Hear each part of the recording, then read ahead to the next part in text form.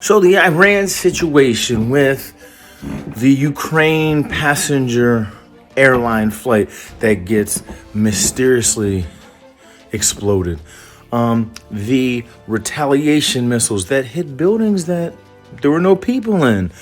The amount of popularity Soleimani actually had amongst his people. There is a lot that we will find out.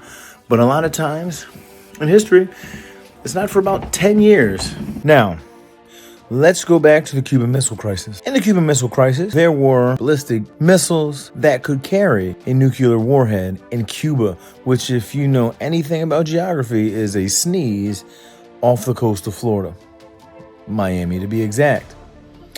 So, Nikita Khrushchev and Kennedy go back and forth. Blockades happen. Warnings. A number of things. Pretty much, people are expecting World War III to slowly break out.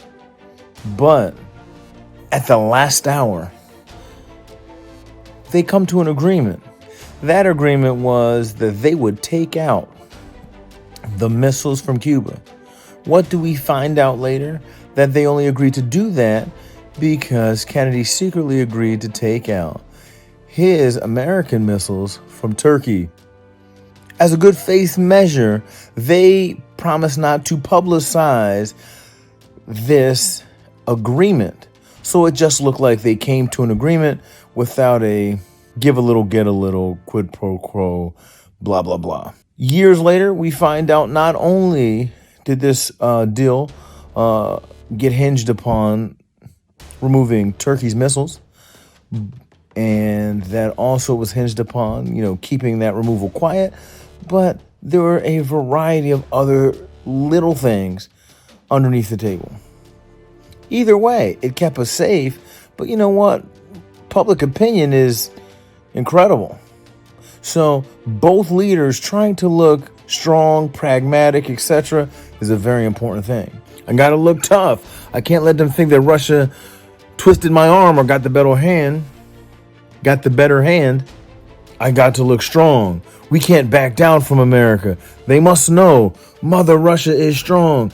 These things really push policy. And the backroom closed door deals. Hey, listen, as long as it keeps us safe, will and deal. You want another one?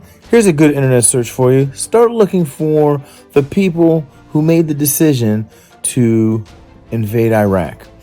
Look up some of these people. Many of them have already went back on their decision in the early 2000s. That we thought there were weapons of mass destruction, but we didn't really have the proof. Many of them are embarrassed of how they went about it. Some people absolutely regret how they went about it. In all levels of opinion, but there's so many people involved in that literally look back at those decisions they made. Weapons of mass destruction. We know Iraq has weapons of mass destruction. Colin Powell says that his career will always be remembered for that press conference. Now, let's look at 2020. What do you think? What do you think that we will find out 10 years from now about these scenarios? What agreements were made? Hey, here are a few buildings. You could still look tough by damaging a lot of our equipment, but you won't hurt any of our people. Was that said behind closed doors? Was the passenger jet accidentally hit? Oops, that was an accident. How do we clean that up? United States, Iran. There's a lot of things that we'll probably find out in the future. Right now, they're being hidden for national security, public opinion, etc. But eventually, they'll become history, and history tends to release some things, some stuff. Listen, let me know what you think in comments. Give me all your conspiracy theories and anything else that you can come up with. I think it's a really neat topic. Be good to yourself.